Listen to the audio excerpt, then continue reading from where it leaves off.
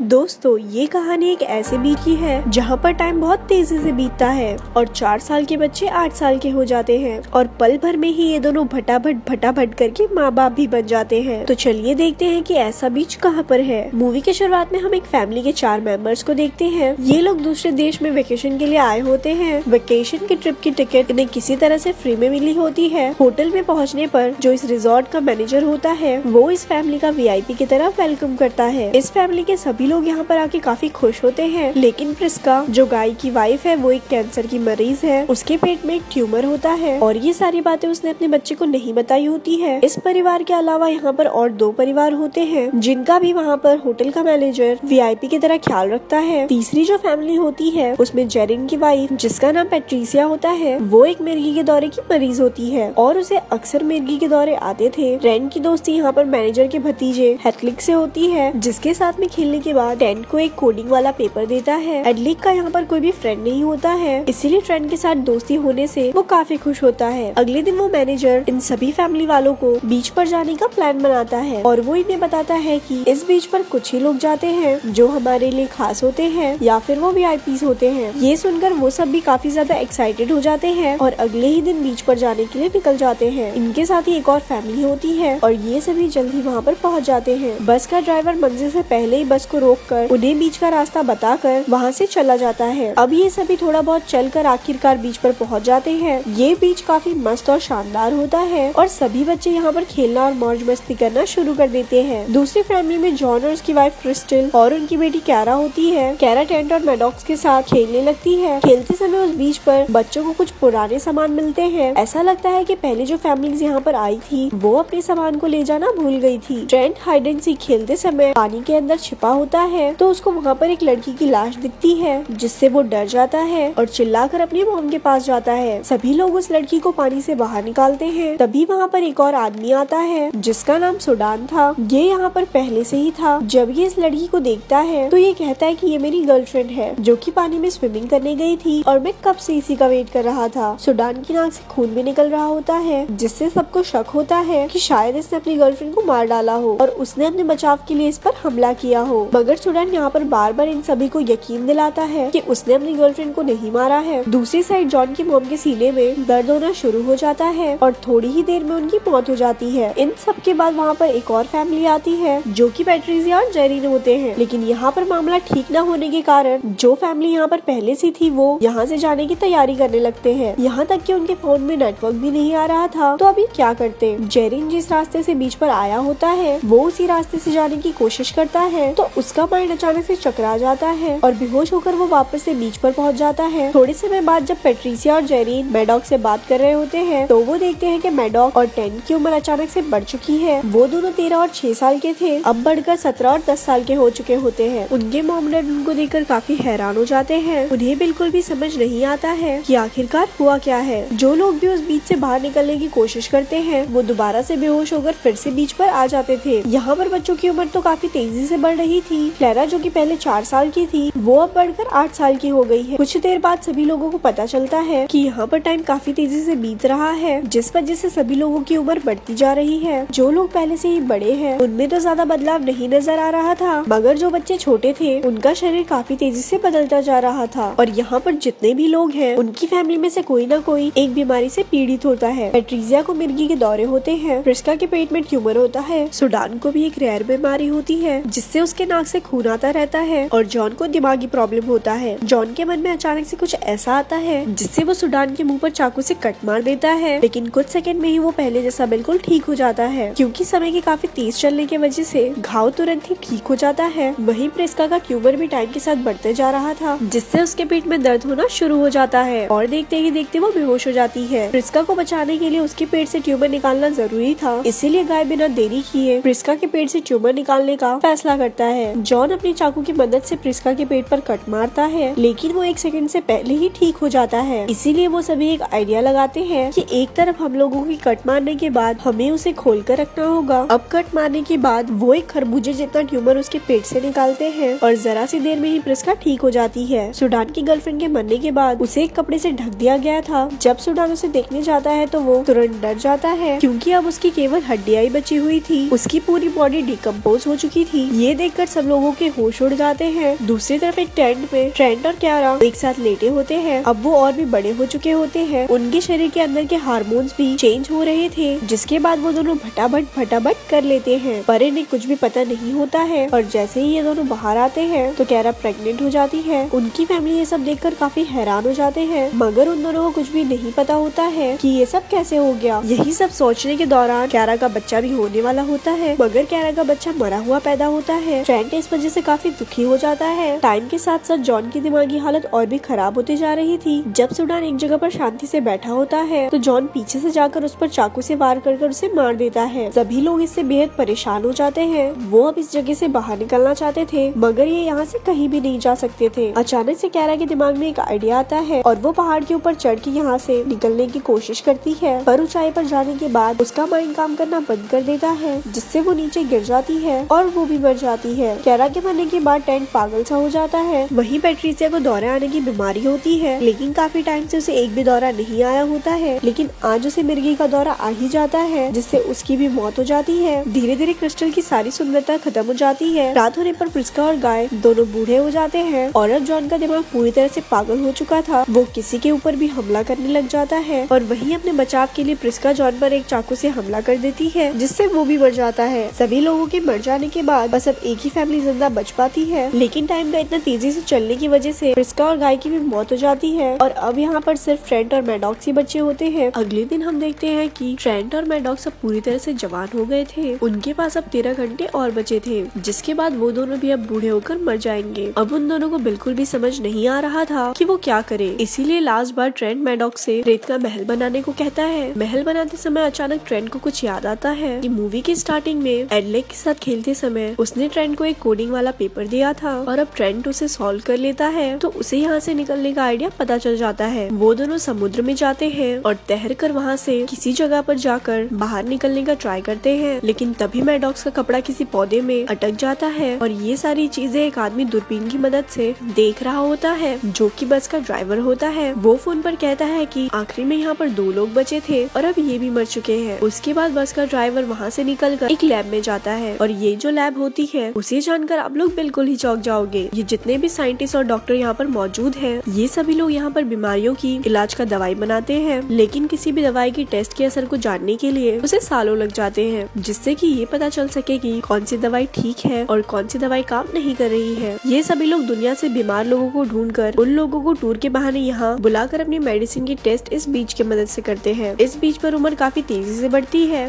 वो सभी लोग यहाँ पर अपनी मेडिसिन का उन पर ट्राई करते हैं। रिजॉर्ट का मैनेजर अगले दिन फिर से एक नए टूरिस्ट का वेलकम करने जाता है। तभी वहाँ पर मैडॉक्स और ट्रेंट आ जाते हैं, जिनको वो लोग मरा हुआ समझ रहे थे, वो असल में मरे नहीं होते हैं। वो दोनों लोग उस समुद्र से बचकर बाहर निकल जाते हैं और सभी लोगों के सामने आकर मैनेजर की पोल खोल देते हैं। ट्रेंट और मैडॉक्स वहाँ पर सभी लोगों को बता देते हैं कि यहाँ पर क्या होता है। सिर्फ एक ही दिन में 6 साल का बच्चा एक जवान आदमी में कैसे बन गया। अब आखिरकार ये दोनों भाई बहन बच जाते हैं और यहीं पर इस मूवी का एंड हो जाता है। ऐसे ही और स्टोरी सुनने के लिए हमारे पेज को लाइक करें। धन्यवाद।